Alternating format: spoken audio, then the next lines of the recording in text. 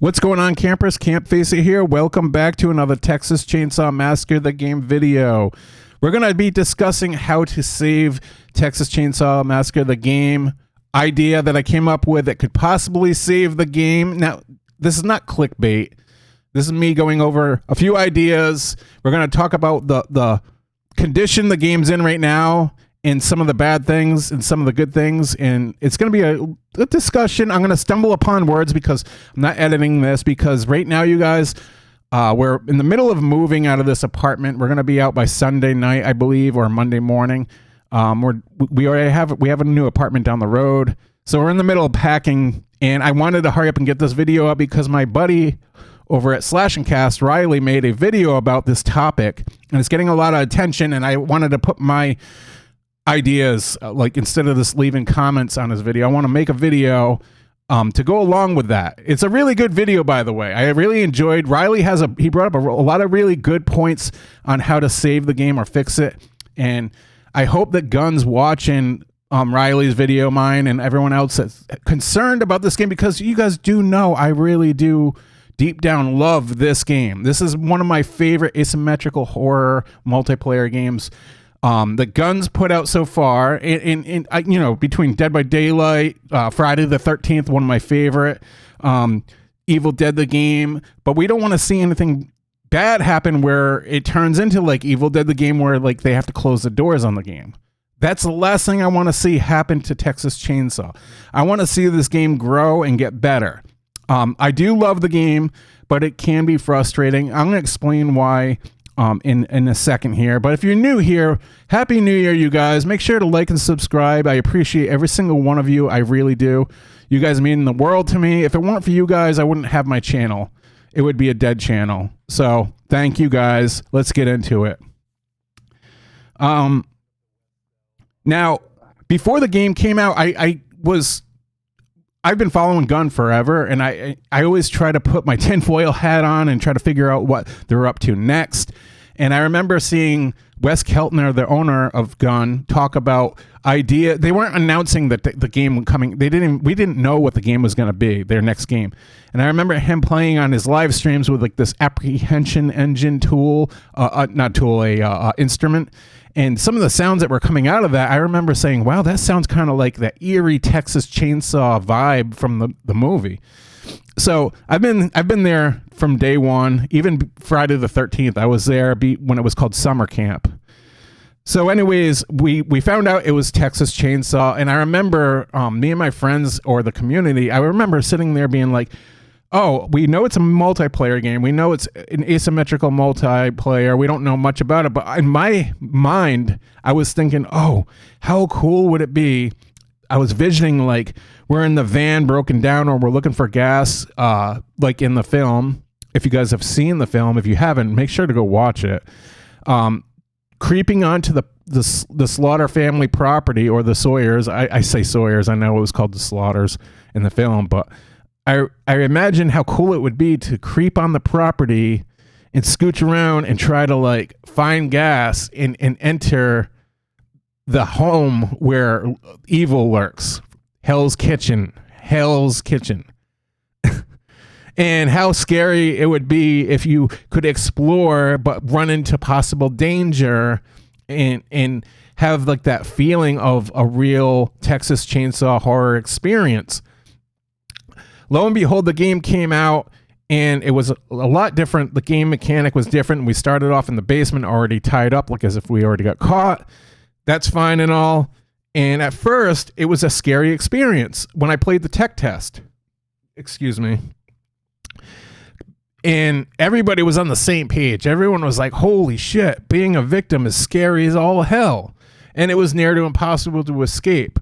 And it was a very fun experience to die or survive either way, you know, because if you're a horror fan, you know how it goes. And that's the way it should be. But after the game actually released and they unlocked the, because during the tech test, everybody there was no perks. There was no skill tree. Everybody had like just their ability, but with no perks. So everyone was kind of on the same level for like the 3 or 4 days, or it was on the tech test. So there was no getting above another player. It was just how skilled you were at playing the game. And that to me was a lot of fun. It was very like organic moments, jump scares. The vibe was real. So when the game finally released and when you were able to work on your skill tree, the perk system, level up your characters, level up each perk, and all that, the metagame, the whole metagame started taking off for all the players. And before I even say more, let me just say that I really do appreciate Gun, and I know Matt Shacha had a lot to do with this.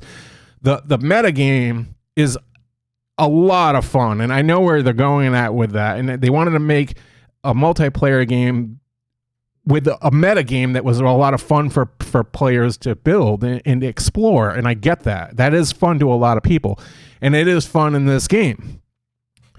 But the more people played and the more crazy builds they started doing, it gets a little bizarre, man. Like the rush meta with the victims sometimes are it's like game breaking. Like between the bomb squads, no cell, there's a lot of different things going on for victims that can like totally destroy the Slaughter family. And let's face it, the biggest problem everybody knows in this game is how fast it's being played and frustrating it is as a family member when all the victims are getting out. I mean, you could argue all day, well, you just got to get better, you got to get good, you got to learning curve, skill issue, whatever. And that I'm not saying for me, I'm saying I've seen it happen. There might be like new players coming in up against high level players, and the high level players are just friggin' destroying them. Now, to me, this game shouldn't feel like a rushed meta. It shouldn't feel like the victims are overpowering the family. And that's the main concern why a lot of players out there bag the game and don't, or if they keep playing, they're like, screw playing family. I can't deal with that. That's too much pressure. And I get that. A lot of people are like, hell, I'm playing Texas Chainsaw with Leatherface and the family. They want to dive into the family and do what you think would happen, right? Chase down the victims and get them. But normally that would, but in this situation with the way the skill tree perks in the meta game is currently standing, there's victims that are getting out off the map, escaping one by one in a minute and 30 seconds or less at some points in time. And those players that experience that, they're like, what just happened? And they're like, I don't even want to play this game anymore. I've heard it in comments. People said, I gave up on the game. I didn't want to play. I played 3 matches and I was like, this sucks. Or they went to victim and they're like, I won't play family anymore. And you know what's going on right now with that happening? That being said, you guys, a lot of the lobby issue is there's more victim players than there are family players, because everyone's scared to play family and either let their teammates down or be like frustrated when they hear like the escape of the victims, that sound you hear, ding, ding, ding. It makes you want to throw your controller through your damn TV. It really does. Again, learning curve, you got to get good. I get that. But it's a little bit more than that in this case, because there's ways of game breaking situations with the victims being so skilled at the game, plus the metagame being overpowered. Going back to the tech test, I almost feel like how fun it was when there was no skill tree. There was no perks that were leveled up to a degree where they were overpowered. In a way, I almost feel like if it was like that again, players would all be on the same page, the same level, basically. It would just be a skill issue. Like getting just, how skilled are you at playing video games compared to the next person?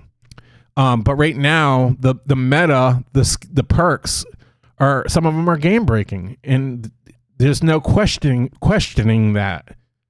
Riley said it numerous times in his video.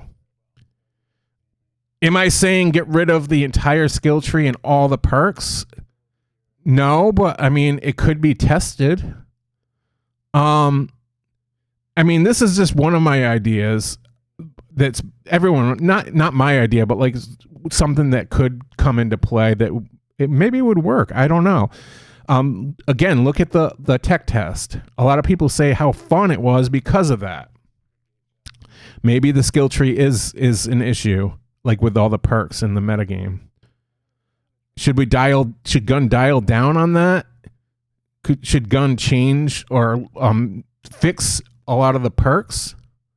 Or should Gun just get rid of the entire skill metagame altogether? Now, I'm going to show you guys a clip. I did this. I tested this out with my fans on a live stream. I'll show you a couple quick clips of me. I chose Sonny because I know he's like everyone says he's the worst character. I made it a point to use Sonny, the worst character. I took off all my perks. And I made it a point not to even use my ability, which is the sense ability. And I was putting it to the test to see if I could escape with just my skill. With just my skill, nothing else. And I did. And some of these escapes were me getting out, and the rest of my team all died with full-on skills and perks. And I was the only one to get out. So that just proves my point. I'll show you guys right now. It's the Asian black.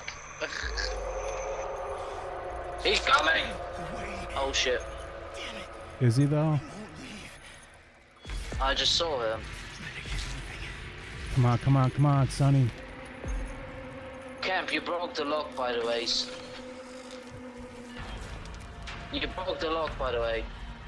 Oh.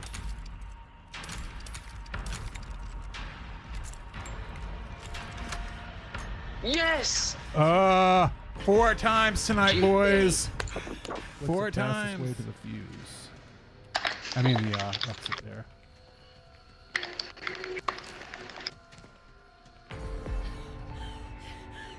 Imagine if it shuts off, Camp. Imagine Got shuts it. off right in front of 3. you. That's 3 escapes, and I did that one all by myself. So yeah, there you guys have that. I mean, it does work. And I'll be honest, I was more frightened to play that way than if I had perks set where I knew I had a little bit of leeway. Now, could you imagine if everybody had that with no perks? It would force you to play more stealthy. It would force you to be more you would be more cautious, and it would be scarier experience not having Connie with a pop lock or her ability. I mean, I'm not saying get rid of that. I'm just saying maybe some of the perks, the skill tree. Another idea I had was to help the lobbies, because let's face it, there's not that many family playing opposed to the victims. That's why the lobbies are taking forever. There's more victims queuing up into a match, and it would be like this. It would be like you have, let's say, 3 family and thousands of victims trying to get into a match. Now, out of those thousands of victims, there's only 4 that can enter one of these 3 family matches. Let's just pretend there's only 3 left. Now you got 2, and now there's still thousands fighting, and they're all going into the last family. They're all fighting, and they have to wait for the other family matches to end. Oh, this one got taken too. Now there's no more. They're waiting to get into the next available family match because there's not that many family. Oh, finally one's ready to go. They're still fighting to get in. Oh, these one, that's the way it's going right now.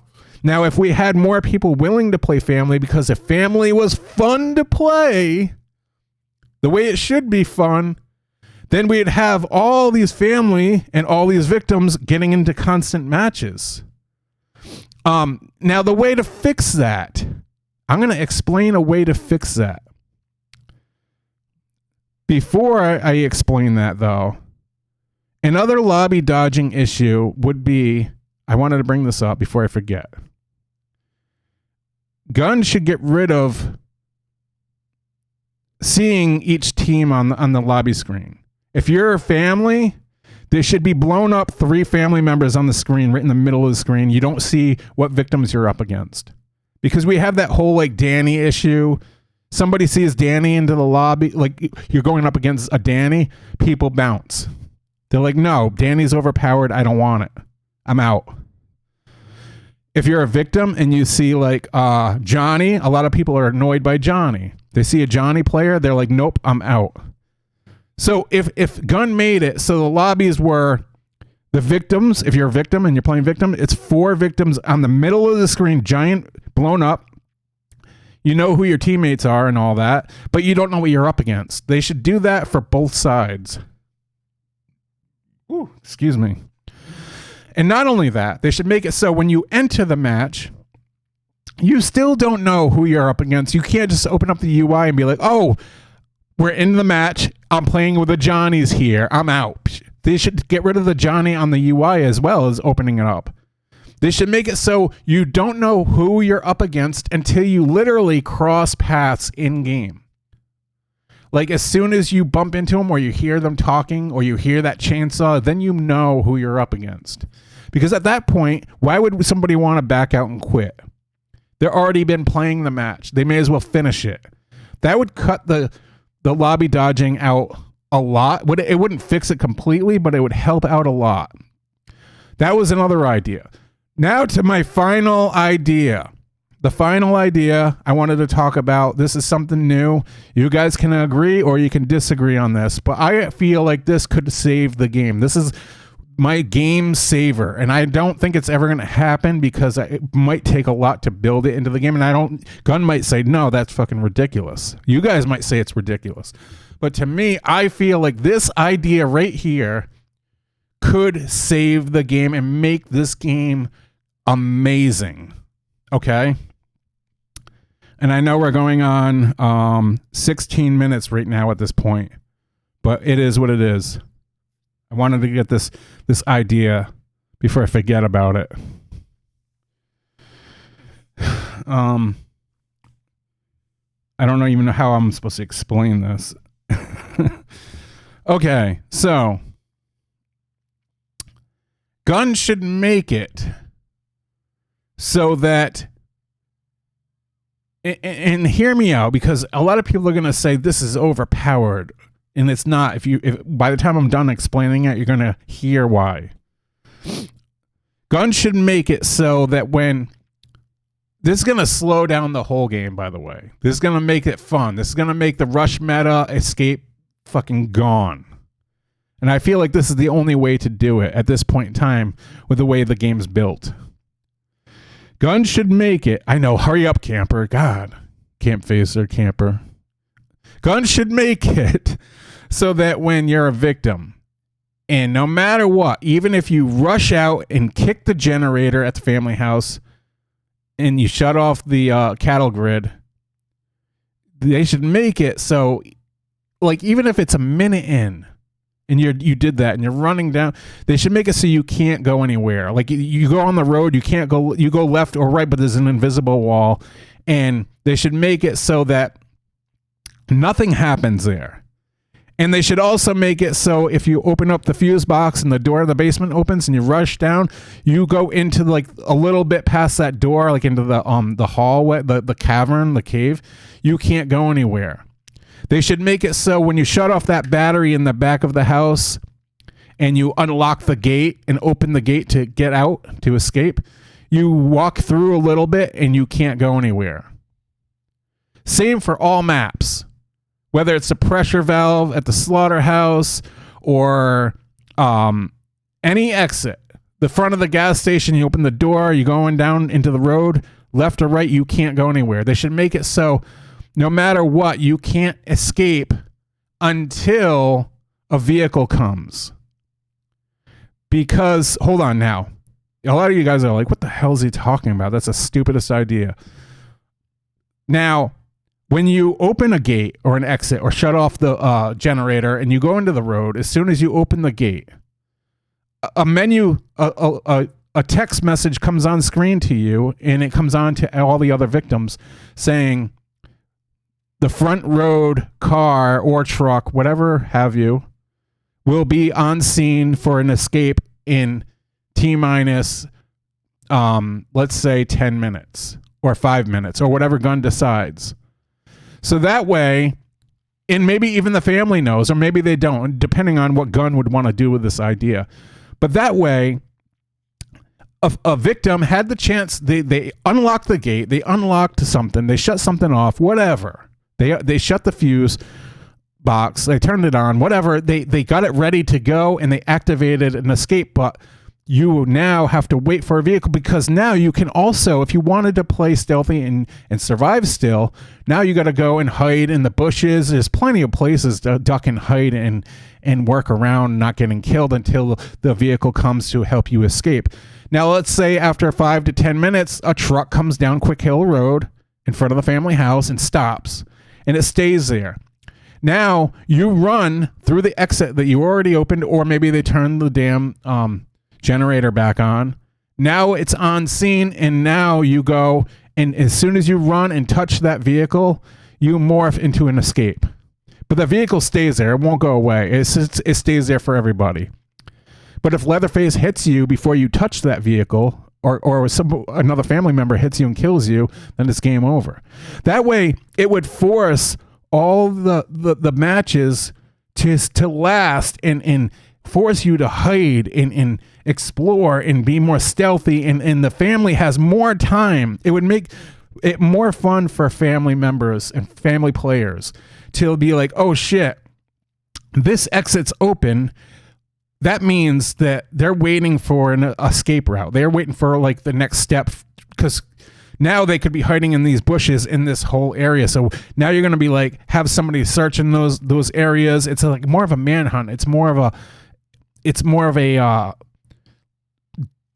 survive instead of just running out the exit. Like, that's what we got to get rid of, running out the exit so fast.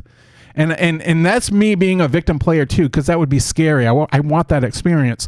I want to be like, I want it to be hard to escape. And when you finally do, I want it to be an award, a reward to escape. And realistically, let's think about this for a second, okay? We're going on 21 minutes here. If you made it this far, thank you. Let's talk about this for a second. The way it stands now, when you open up an exit, you're running through a field that's miles with nothing around, or the road, or the gas station road. You're running. The family can't chase you down the road. It's not like right now. It's not like you're going into a vehicle or anything. It's like, it would be more realistic to wait for a vehicle to pull up, and it's like you're jumping into a vehicle, and that could happen everywhere. That could be an excuse at the fuse box exit in the basement, because it's a tunnel. Maybe that tunnel leads to a car or a truck that pulls up at the end of the tunnel. Right now, maybe there's no truck. You have to wait for it. But as soon as that door opens, you're triggering a vehicle that's going to be on scene in 10 minutes. Countdown. So family players now have that chance. Maybe they even had chance to protect those exits from even opening. But if they open, now they know, shit, I have 10 more minutes for that one exit. So now they have 10 minutes to kill or find and hunt down the victim. Now, let me explain something here. The reason why Friday the 13th, the game, was so fun was, I know it's a whole different game, but when you played as Jason, you had time to hunt. Even if a vehicle was repaired in 5 minutes, you could still stop that vehicle, and then you had a lot of time to hunt one player or two player and take your time and more for shift, and it was a fun experience.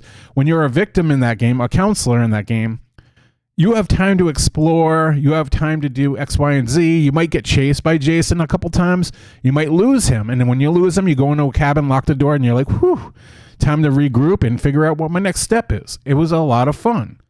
In Texas Chainsaw Massacre, it's not that. It's like, game on, protect the goal, as a family. Don't let them get through the goal. And a victim, you're like rushing to get there and just get out. Bam. It's just so fast that people are losing interest, and I don't want to see people leave the game. I want to see this game turn into a very fun experience. If you're a family, you should be able to hunt. That's what we want to see. We want to feel like we're hunting. And we don't want to feel like we're chasing somebody for them just to get out in 2 seconds and be frustrated and have them teabag us or door slam us or whatever. So how could we change that? How could we fix that? So that's what I want to do in this game. I want the game to turn into something fun where you can hunt as a family and be terrified again as the victim. Maybe change the whole metagame. Maybe get rid of the metagame. Like I proved earlier, you can do it without meta, and it's still fun. It's actually more fun in a way. I want new players to have that power of you're holding the chainsaw, you're a killing machine, you're a cannibal. This isn't Care Bears here, you guys. This is a Texas Chainsaw Massacre. We need to have Gunn get some of these ideas together and regroup and maybe make an experience that we all want and make it fun again to be family. And if we do that, then the lobbies are going to be quicker because there's going to be more family players. That's how you fix this game. That's how you fix it. Anyways, that's it. I'm sorry for the long 25-minute video, but I hope you guys enjoyed these ideas and think about them. Again, it's just my opinions. I appreciate every single one of you guys again. Make sure to like, subscribe, leave some comments down below. Let's talk, you know? I hope to see you guys out on the playing field too soon. I know I've ran into a few of you guys here and there, and it was really fun experience to see somebody be like solo queuing and having somebody say, "Are you the Campfacer?" And me be like, "Oh, cool. What? You know me?" And they're like, "Yeah, man. I watch your videos all the time." That to me means more than anything because I bumped into a random fan out there that knows me, knows my name, appreciates. I appreciate you guys. It's awesome. So anyways, make sure you guys take care. I'll see you guys when we move into our new apartment. But as always, campers, you know what I'm going to say? Stay out of the woods.